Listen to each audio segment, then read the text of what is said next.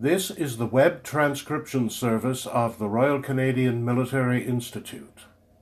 On Wednesday, January the 23rd, our Defense and Security Studies program presented a talk by Professor Aisha Ahmad, Assistant Professor of Political Science at the University of Toronto and Chief Executive Officer of Women in International Security's Toronto chapter.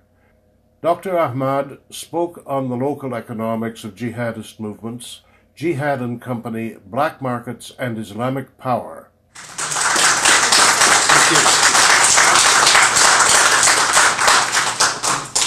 Thank you so much for all of you being here on this, less than clement day in January to come out and hear me talk about my work. I'm really honored to be here.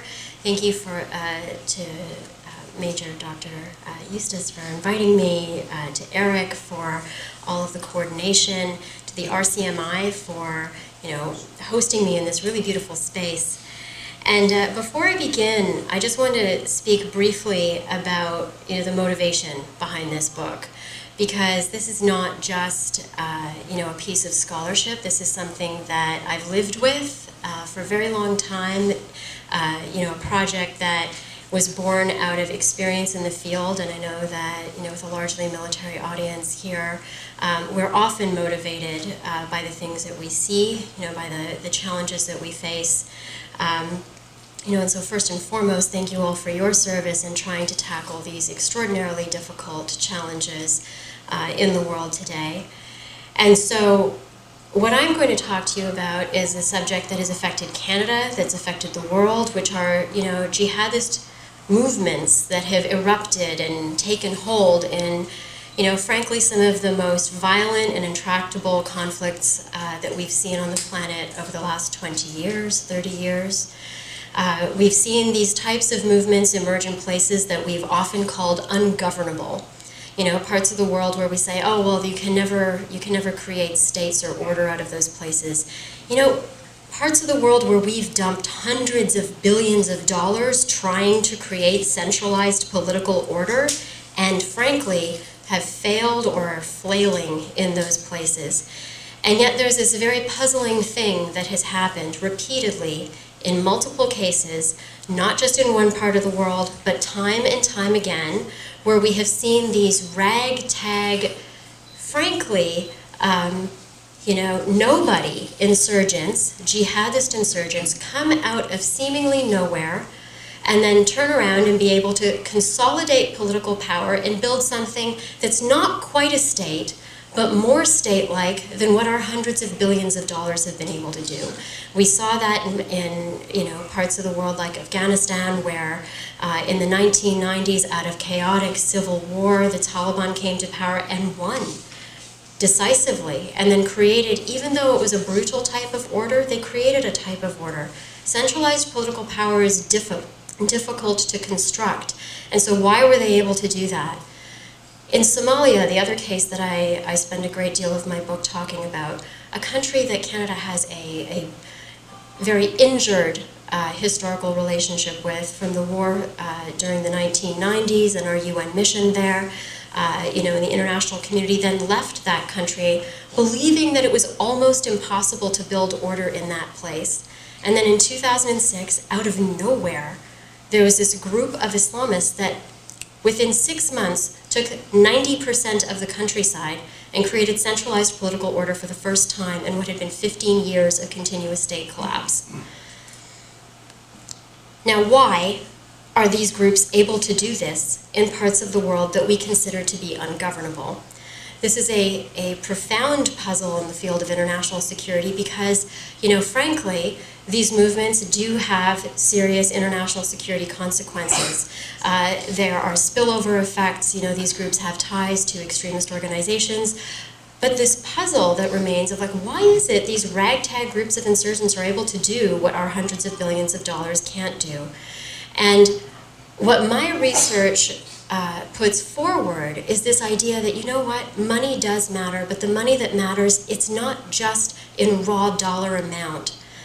So what you can do from the top down is very different than what you can do from the bottom up. And so that for the most part, people have tried to explain the rise of the Taliban in Afghanistan or even the Islamic courts as, well, possibly they had external funding.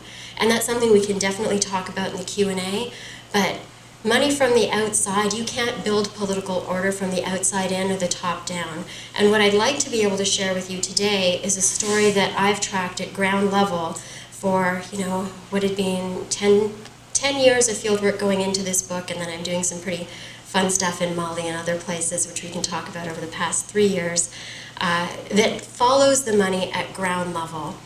Because what most of us who have spent time in conflict zones will definitely know that there's poverty, there's devastation. Overwhelmingly, most people who are living in these conflict zones are incredibly, incredibly poor.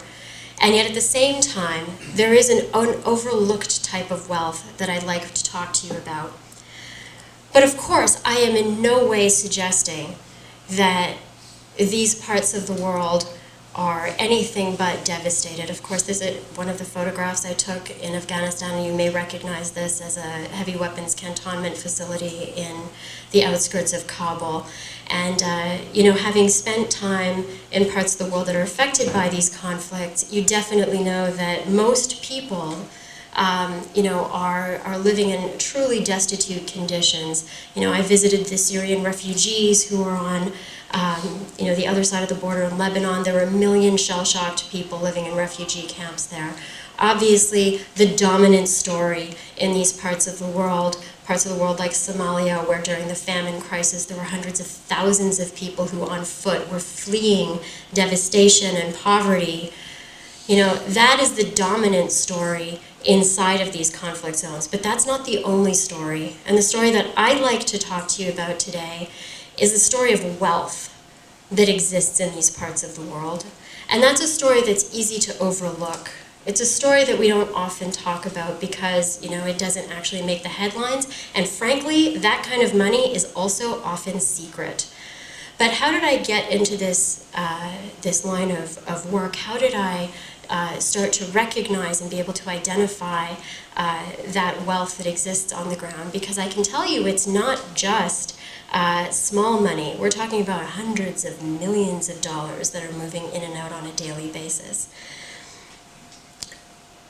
But at the end of the day, I think that reality is based on the fact that, when the political system collapses, one thing that I've seen happen is that in the absence of political order, the market space consumes that vacuum. And so where the state collapses, the market takes its place. And that happens in some of the poorest places, and it happens in parts of those war zones that are much more lucrative. And so, this is just a little shot of the marketplace in Bamako. And, that's the reason I wanted to show you this image is just to, to bring to our attention the fact that, human beings adapt to conditions of lawlessness, of political weakness, of full-on civil war, and they survive and they thrive in ways that they can. Sometimes in little ways when we're talking about, the family who's going to have their orange cart, on the outskirts of Kabul. But then there are also bigger and more profound ways that people adapt to conditions of lawlessness and political violence to make a living. I remember traveling across the border of Afghanistan and Pakistan and seeing all of the transit trucks that are moving along that corridor. And I can tell you, I watched those transit trucks moving even when I was a very young child. And so I can tell you that there's a lot of business happening there. And in some ways you can be moving all kinds of goods. This is a marketplace in Iraq, and you can be moving clothes, you can be moving spices, you can be moving golden bangles, all kinds of illicit goods. But then there's other, possibly much more lucrative types of commodities that you can put forward. I found this is not an illegal smuggling market, but that's because I couldn't take a photograph of the equivalent. But I found a handful of Iraqi antiquities underneath an overpass in the back markets in Beirut, that had last been seen in the museums of Baghdad, you know, that had found their way out on the smuggling market. And that's the kind of thing where you're starting to talk about more than oranges and flowers and you know, fruits and clothing. You're starting to look at much, much bigger money. You know, the weapons market, which was one of the first things that I started studying as a young person, you know, which provides a completely different opportunity space. And so what I'd like to impress upon you is that while we mostly see these types of conflict zones as places of great devastation and poverty, we are focused on the refugees and the humanitarian crisis, civil wars also create an incredibly lucrative opportunity for both licit and illicit trade. You know, these are places where in the absence of political power, there is actually a great opportunity for the market to take over, and that's not just the licit market, but the illicit market as well. But to do business in these parts of the world is an extremely high-risk type of investment. It's an extremely high-risk enterprise. And I think the only way to really understand how that works is for us to sort of imagine it ourselves. And the reason that I think this is so important is for us to really understand how jihadist organizations, why am I talking about business, you know, how jihadist organizations come to power in these types of world, we really need to follow the money at ground level. And how that money moves at ground level is different in these types of chaotic environments than it is in our comfortable country of Canada and other parts of the world where we have the rule of law. And so to sort of illustrate that for you, I will, you know, this is me and a good friend of mine named Deco in a market in Mogadishu.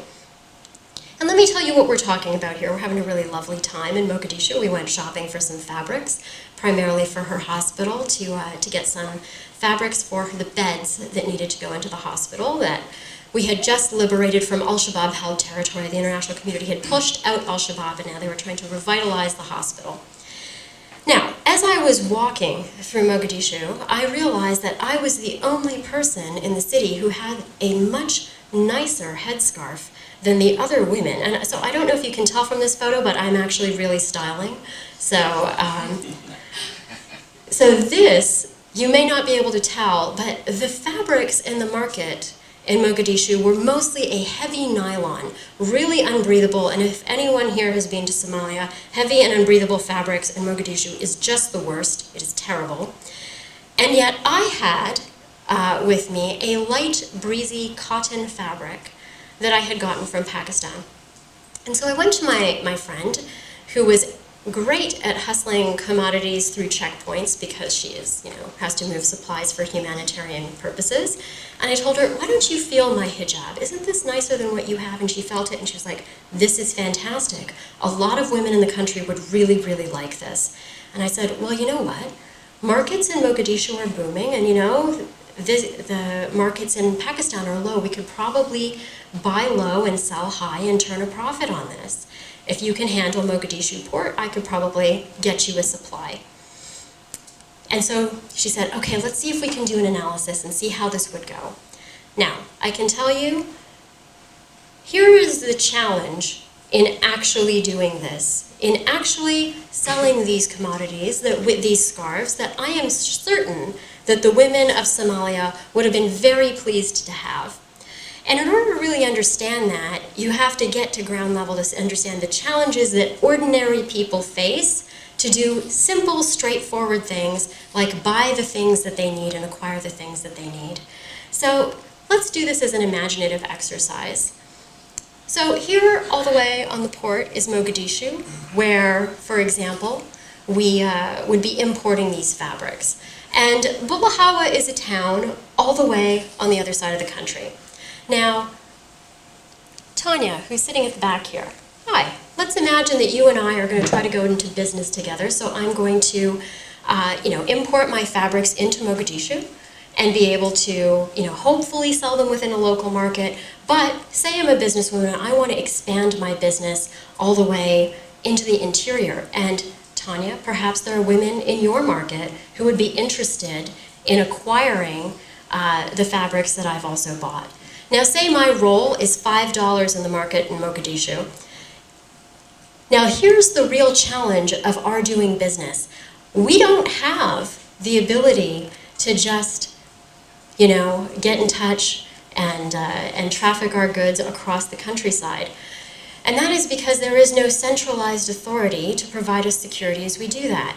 Rather, the way it works for me and Deco in Mogadishu is that she is from a particular tribe, and therefore, in order for us to not get killed for selling our goods in Mogadishu, we need to pay our tribute to her local tribal warlord. That's essentially the equivalent of our taxation burden.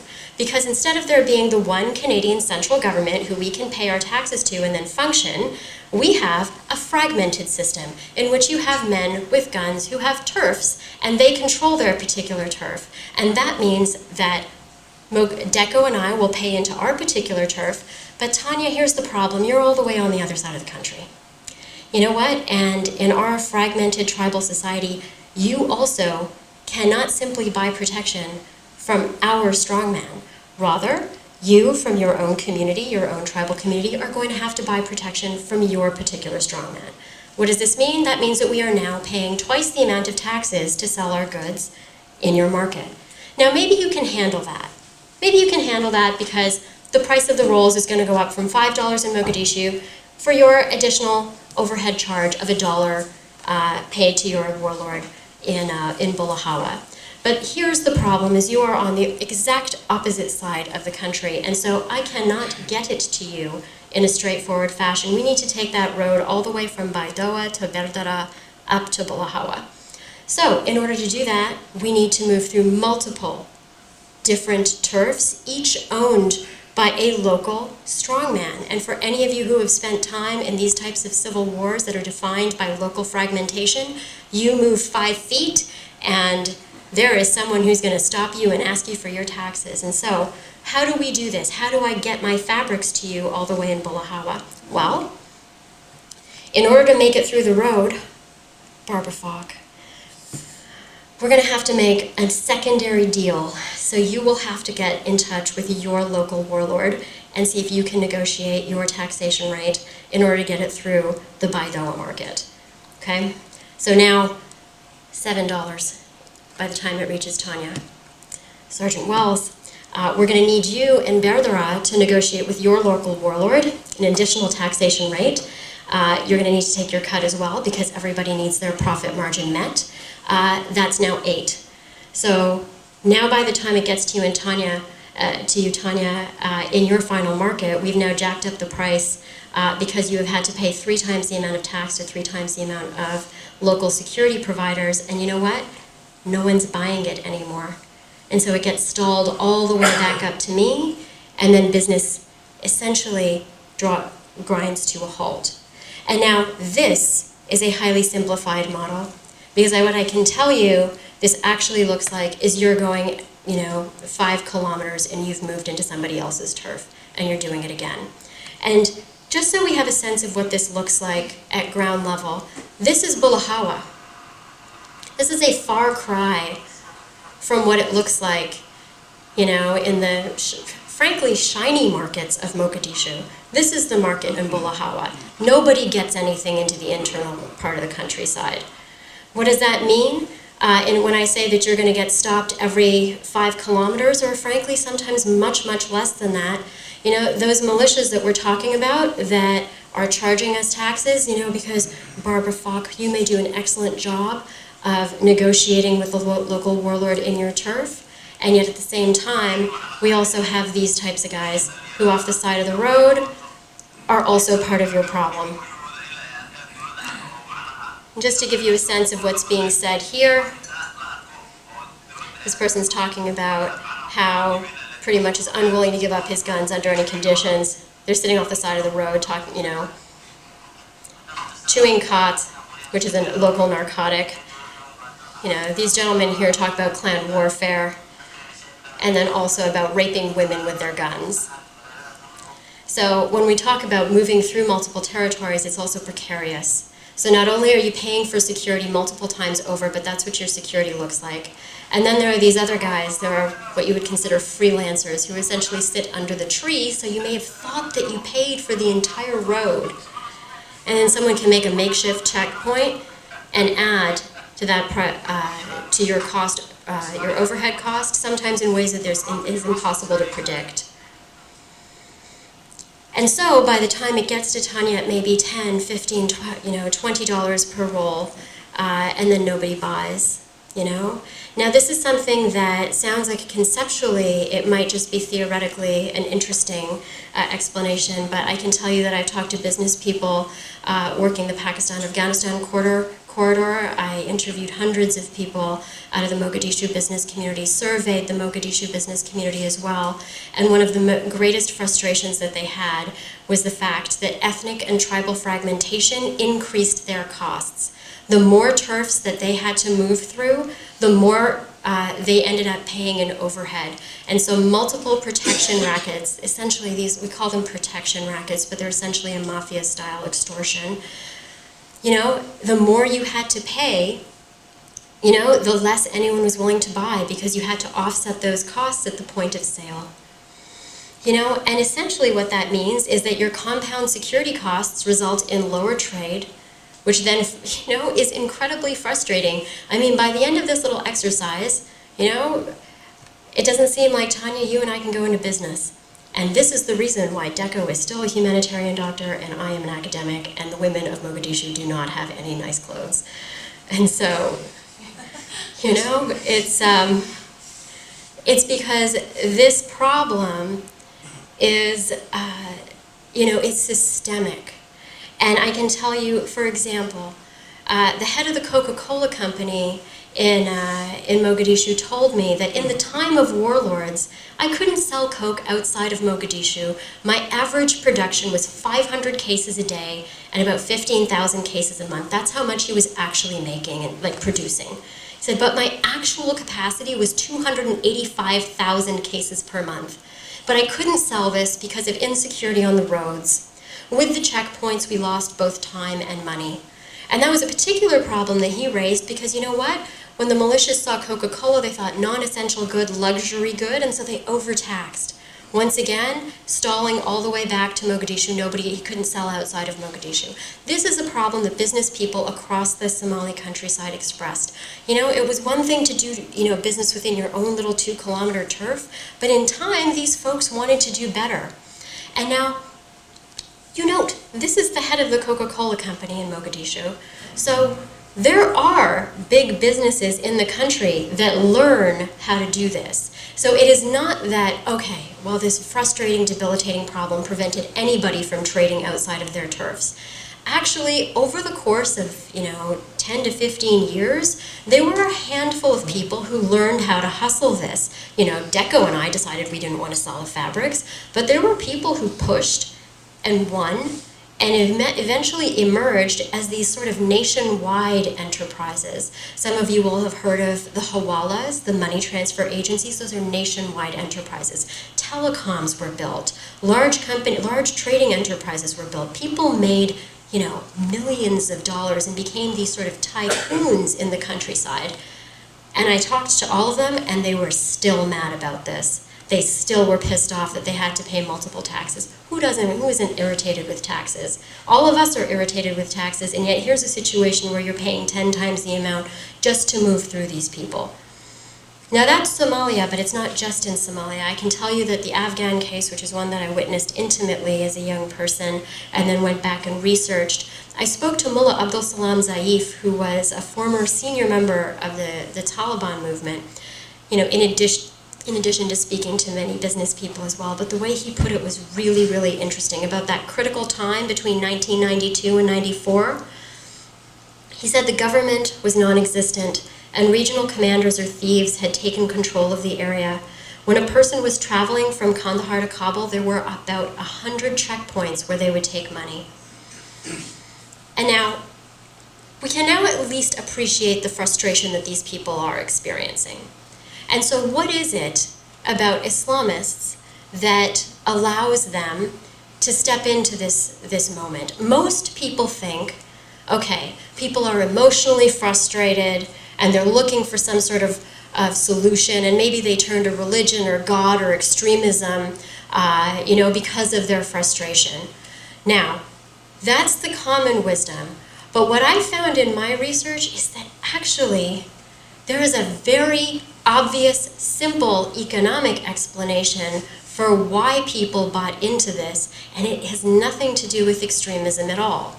Now, the difficulty that we had in trafficking our goods to Tanya is that, Tanya, you could not buy protection from the warlord from the tribe that Deco could buy protection from, right? You had to buy from another one.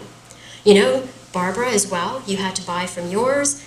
Sergeant Wells, you had to buy from yours. And so we are all stuck with these identity-based groups. But what Islamists step in and do is offer us all the opportunity to buy into their one singular protection racket by tapping into a more inclusive identity framework. So in a country like Somalia, where you have 99% of the population being Muslim, instead of saying, okay, well, you're Hawiya, or you're Darod, or you're, Habr Gidr, or Ayr, instead of being any of these tribal divisions that are costing us so much money, you can buy into your one singular protection racket based on your Islamic identity that cuts across these ethnic and tribal lines. And so what that means is instead of us each buying protection from individual warlords, we can buy into one simple, unifying idea. And where the economics comes into that is that with a wider client base, you can lower your prices. This is essentially, I hate to malign Walmart, but it is the Walmart version of a warlord protection racket, where essentially they can draw from a much wider potential support base, and as a result, charge less than a warlord that can only possibly extract revenue from a particular group of Tajiks or a particular group of Pashtuns. The Islamist comes in and says, Tajiks, Pashtuns, Darod, Hawiya, Rahan Wayne, all of you can buy into my particular protection racket. And in so doing, they charge a lower price for protection than the guys who we had to pay multiple times over. So not only are we paying once, but we're also paying less. Now what happens in this Walmart model is that that's great. We pay one time, we get our goods all the way to Tanya. Everybody's, the price of the goods are lower. The women are gonna buy the fabrics. We're good to go. Now, as we buy in, however, what that creates is an economies of scale, where literally in the Walmart type model, the Islamists can take the clients away from all of these ethnic and tribal protection rackets, thus bankrupting them and monopolizing the security market. And so while people are quick to point to this sort of religious or spiritual explanation for why this happens, the fact is that there's an economic logic behind the decision of the business class to make this elite pact. And now here I'm sitting with the head of, he was a colonel in the Pakistani the Inter-Services Intelligence Agencies, named Colonel Imam, who orchestrated the war in Afghanistan. And so if you want to talk to me in the Q&A about foreign money, I'm more than happy to do that.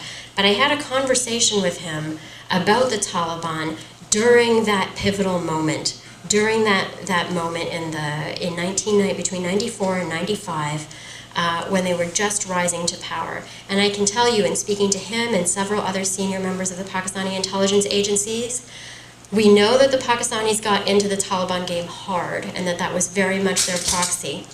But as they were rising to power, that was not how they came to power at that first instance. In fact, and I'm happy, as I said, to talk about this more in the Q&A, all of these Pakistani elites very much wanted Gulbuddin Hekmatyar's faction to continue to win the war. And so they were pumping money into a different, what they thought was Pashtun insurgent group that would extend its interests. But what was happening on the ground was, in fact, that the Taliban were building this elite pact with the local trading community, including particularly the smuggling community. And it was at this critical moment in 1994 when the Pakistanis realized that the Taliban were doing for the business class what Hikmatyar's population was not doing. In fact, he says, of this critical moment, he talks about the victory over Hikmatyar's forces, Taliban's victory over Hikmatyar's forces in 1994. Colonel Imam, who was in the business of backing Hikmatyar's faction, said no check post anywhere. The area was very clear. The transport mafia, the transporters of goods, the businessmen, they were very jubilant. They used to be paying a lot of money on the check post to everybody. Then they gave a big package to Mullah Omar. Thank you very much. This idea that the business community has established this relationship with the Taliban was not necessarily inspired in any way by the fact that they were really excited about, Islamist politics, but rather by the deep frustration of having to pay off Hikmatyar's forces every few hundred meters. And so, we saw, even before the Pakistanis got into the game, that it was the local business community, particularly the transportation mafia, that decided that it needed a new, simplified taxation model so that they could move their goods. The same story in Somalia that I saw. The head of the leading business association in Mogadishu, one of them, told me that in terms of the rise of the Islamic courts, for every $100 that we were forced to give to warlords, we could give the Islamic courts $35 to remove them. That's a 65% discount on your overhead. So this calculation, this is something that I've presented to you overwhelmingly, the kind of qualitative narrative side of it. But I should also tell you that I ran a survey of 1,000 members of the Mogadishu business community, 1,003, people who were running businesses in the country during this critical, pivotal moment. And what we found was a strong statistical correlation between the perception of how much tax you were paying to, frankly, your local tribal warlord. Every 1% increase, or one level increase in perceptions of that taxation rate had a strong statistical significance in preference for the Islamic Courts Union. And so this economic frustration and that desire for relief from it was a primary driver in causing the business community to make this sort of pivotal decision. And that pivotal decision had weight and impact. So what happened in response to the business community realizing that they could pay $35 to the Islamic courts to remove those warlords? Well, what they did was 70% of them in 2006 collectively made the decision to yank their money from their existing, long-standing tribal protection rackets, the warlords who had long held control over their local turfs. And they essentially, within 6 months, bankrupted and then had the Islamic Courts Union oust them. Now, what happened in that critical moment was you had a massive transformation of the reality on the ground. And that reality was that armed groups that we thought were essentially intractable were removed from power. And the Islamic courts created, in the same way that the Taliban created, they created functionally a monopoly on the use of force. Now, this kind of relationship between local money and these local power holders is fundamentally different than the kind of money that we often throw into these conflict zones.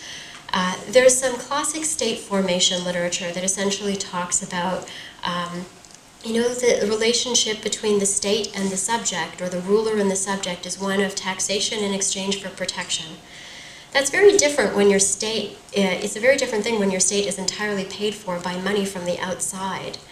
And so when you have money from the outside, much the same way as if you have money from oil revenues, it allows the state to exist and sort of float above its population without establishing a relationship with its local population.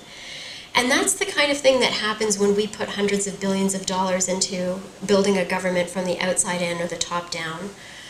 What's different about this kind of money is that the relationship between the ruler and the subject is established at ground level. And that's a very different, transformative experience in terms of the formation of the state. And so this phenomenon does speak to not only the historic literature on state formation, but also contemporary evolutions in it. And so, while we have a very strong narrative in the existing literature about sort of the spiritual or ideological reasons behind the rise of these jihadist groups, the fact is that there are some very hard economic realities that explain why these groups are able to rise to power. And I can tell you I've been working on projects in Iraq and Mali, and in all cases that we've tracked, jihadist groups establish these elite pacts with the local business community.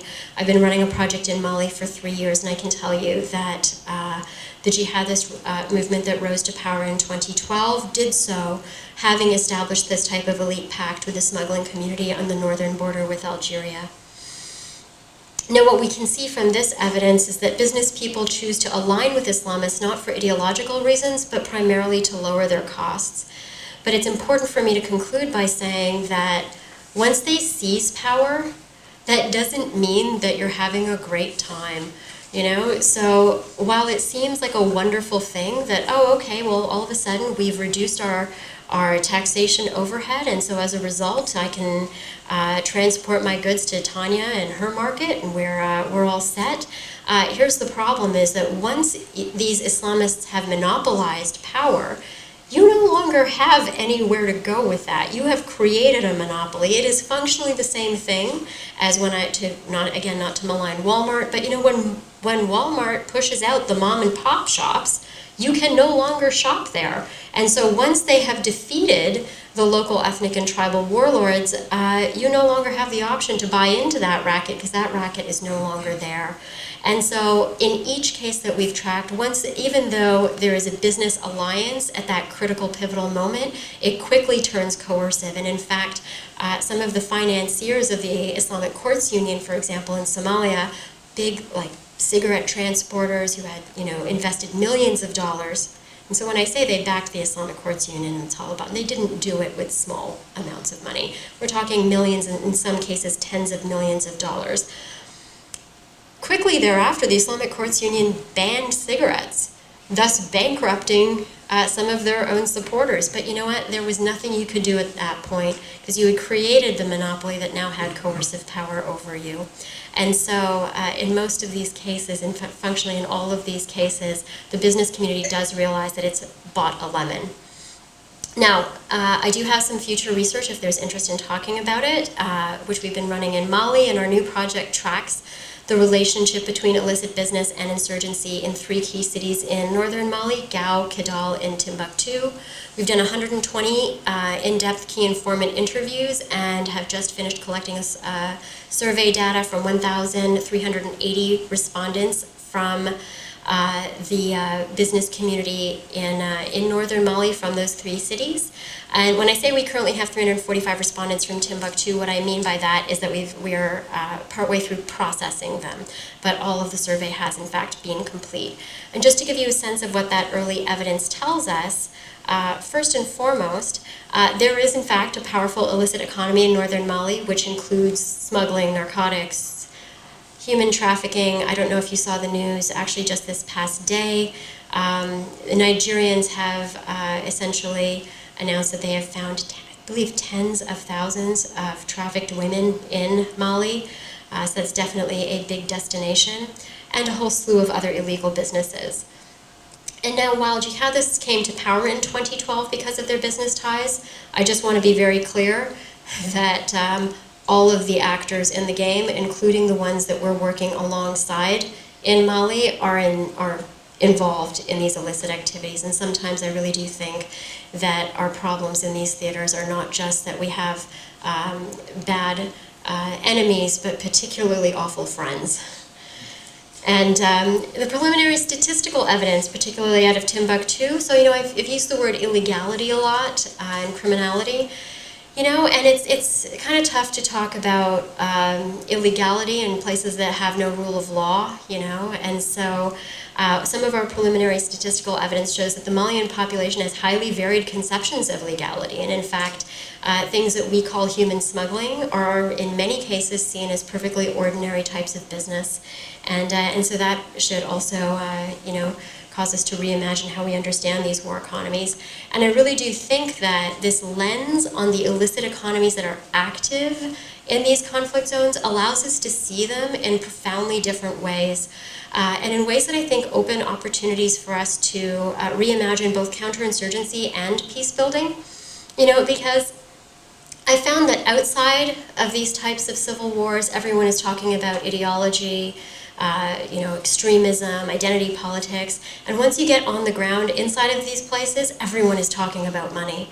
It is the thing that drives every decision and action and motivation, to the point where you may have remembered that ISIS made a big declaration about destroying idols in Palmyra, and made a whole video about it, and really were like, these are un-Islamic idols. And their motivation in doing that is they only ended up, when Palmyra was retaken, it was discovered that 90% of those artifacts were still intact. And the motivation in doing that was to make everybody think that they had been destroyed, so the remainder of them that they sold on the black market could be at inflated prices, so that everyone thought they were rare. And so when you start to understand these conflicts from that perspective, it opens up opportunities for us to understand how these groups are behaving and why they become powerful in ways that we didn't think about before. And now it is 7:45, and so I want to make sure we have time for Q&A, and so I'm going to say thank you to you and take questions from the floor.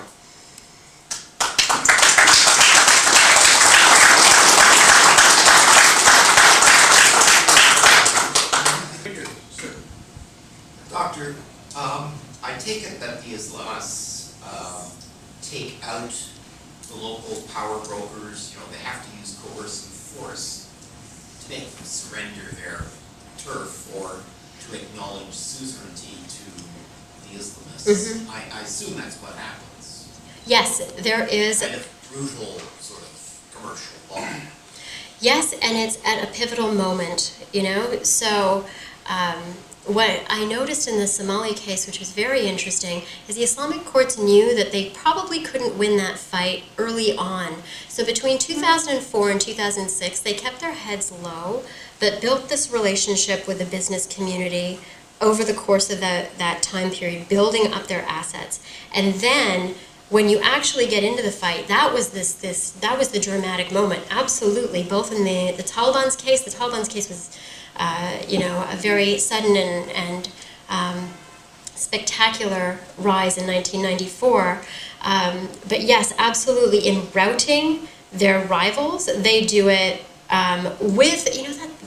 with coercive force, but you can't win that on ideology alone. That's the one thing, is like, people look at that dramatic rise and you think, okay, well, they're obviously very passionate, but the passion does not buy the bullet that goes in your gun, right? And so they've built those resources from their relationship, that elite pact that they've established, and then, they then fire them.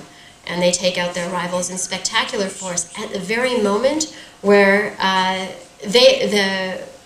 ethnic and tribal warlords then turn around and knock on the doors of their normal business base and say, oh, we're in a fight, we need you to pony up. And that's the time when they say, no, we're done with you, we switched. And that's the pivotal moment.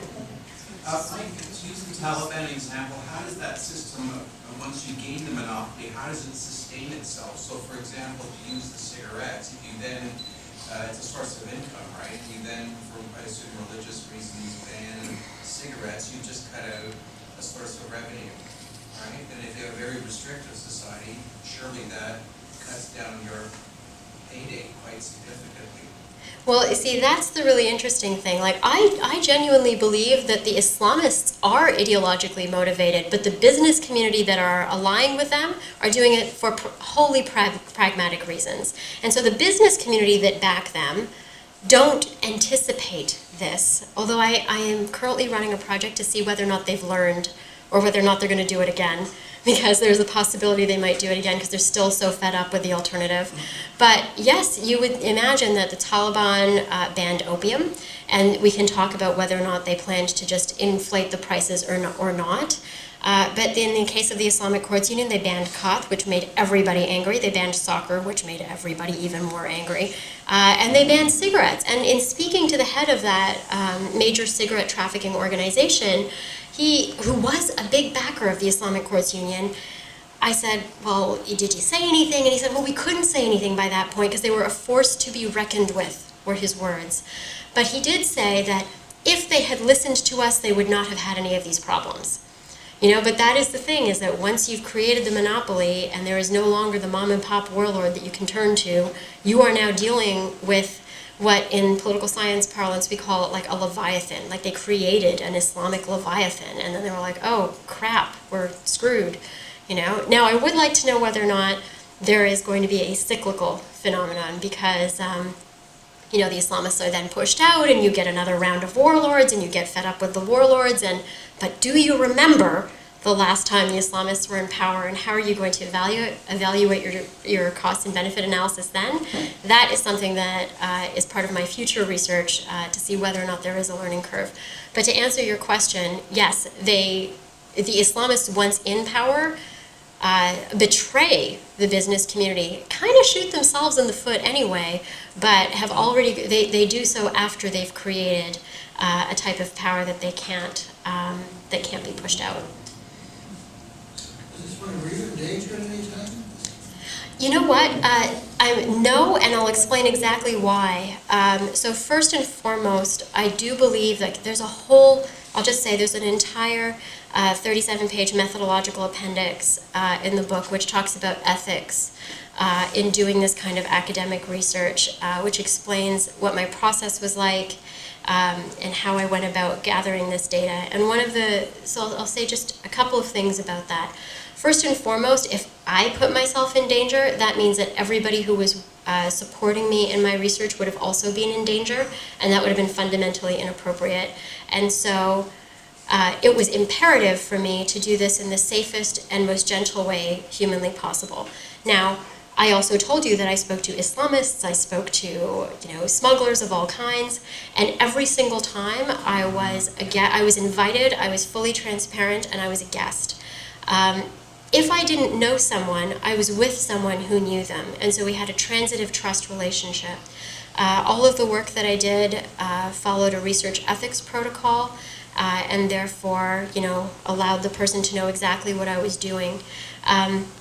Sometimes people ask me some crazy questions like, did you ever bring armed guards with you on your interviews, right? And the fact is, if I ever needed to have armed guards with me on an interview, I shouldn't be doing that interview, And so I will say one thing about this kind of work is it's slow and it's patient and it has to be very, very humble. Because if you are, sometimes you get offered to do something, and if you have like a excitable energy, you'll be excited to do it. But it's someone once said, "Oh, we can invite you to meet such and such insurgent commander and such smugglers.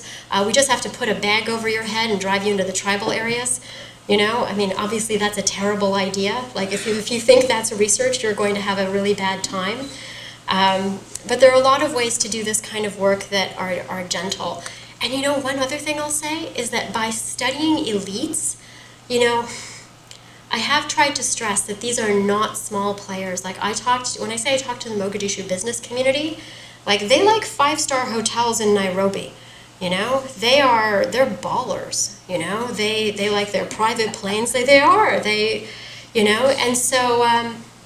so they see themselves as elites in different kinds of ways. Yes, there's also, there are also the human stories that you talk, it's important to talk to people who are not necessarily at that, very elite level. But, a lot of the time, I met some of the biggest chief financiers of the Islamic Courts Union in 5-star hotels in Dubai, so they're not hiding in the rough jungles, they are powerful elites.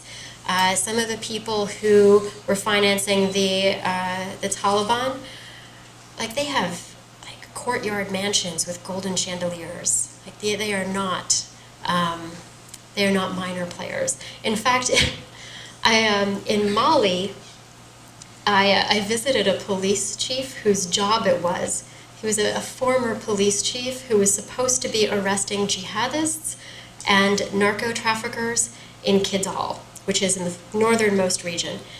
And he invited me to come and, have a conversation with him about security. He was talking about, the overall picture, and he had a 40-room mansion, and as a police chief, and so clearly he had some really interesting insights on narco trafficking. And so I just think that there is a way to do this very, very gently, and in a way where people understand what you're doing, and in a way where you're a guest. What challenges would the Western world have to apply some of your learnings the next time it happens and try to take the same approach? I think one of the greatest, thank you for that really important question, one of the greatest opportunities we have here is in the fact that the economic actors in this story are in no way interested in, overwhelmingly, they're not interested in the ideological extremism. And this is a story we can understand much better than the apocalyptic crazy that usually is talked about in these theaters.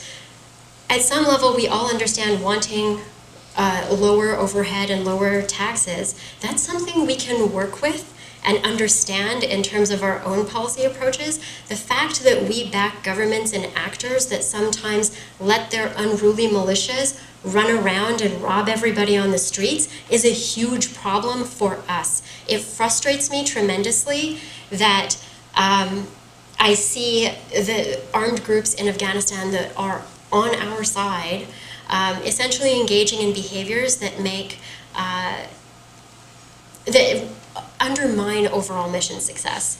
I gave a talk at the War Museum that was attended by a member of our armed forces who was on a PRT in Kandahar, and she wrote to me afterwards and said that she told me a story about a man who she met every day on the way to in Panjwai, who on the way into the city and on the way into Panjwai came with a cart of melons, and every day the Afghan local police would take his melons on the way into Panjwai and then take his money on the way home. And then she told me he now grows opium for the Taliban. And so some of the clear, obvious implications of this are we need to stop making it impossible for people to work with us, because that is an incredibly frustrating thing. It speaks to that issue of, will it happen again? Will this happen again? Even though they know the Taliban is a particular set of problems, if their alternative is unbearably expensive, and that's the local melon seller. The big millionaires are also making these calculations too, and when they get fed up, they buy into alternatives. And so I think that there are two ways to evaluate this. One is, how do we incentivize buy-in from these economic elites, because that's the only way that people ever vote in these places is with their dollar. They don't have democracy, you vote with your dollar. And then how do we make sure that our so-called friends are behaving properly? And I think that that's something that we haven't really explored in our understanding of engaging these places is, we save all our sticks for our enemies and all our carrots for our friends, and our friends are a bunch of carrot-stealing jerks. And, they're undermining our ability to succeed. And I think that's an area where we could probably exercise a little bit more creative and possibly coercive tools to say, stop stealing the guy's melons. So that kind of thing is actually directly related to the reason that these groups do, the reason that jihadists do well. Just wondering, you make a very convincing case about why the Islamists were successful in taking over control. I just imagine that the same motivation or opportunity would have existed beforehand. Do you have any insights on why a warlord wouldn't have been able to monopolize in the same sort of way beforehand? And what was it about the Islamists that was unique and allowed them to organize? So that's a superb question. So all of the warlords in these conflicts are, in fact, when these countries fall apart, people break up along ethnic, tribal, and very local lines. And so if I am, a local warlord from, the Hawiya Habargidar Ayar tribe, then what I can do is I can extort all of the Hawiya Habargidar Ayar. But I can't go to your Abgal community and I can't go to a Darawat community and say, okay, you pay me for protection, because I'm in the middle of killing you guys, right? And so I can only extort from my own base. And so say I have 500 people from my base and you have 500 people from your ethnic or tribal base, and we're fighting along those lines. What the Islamists can do, which neither of us can do, is that they can come to both of our 500 people and say, you can buy into our racket.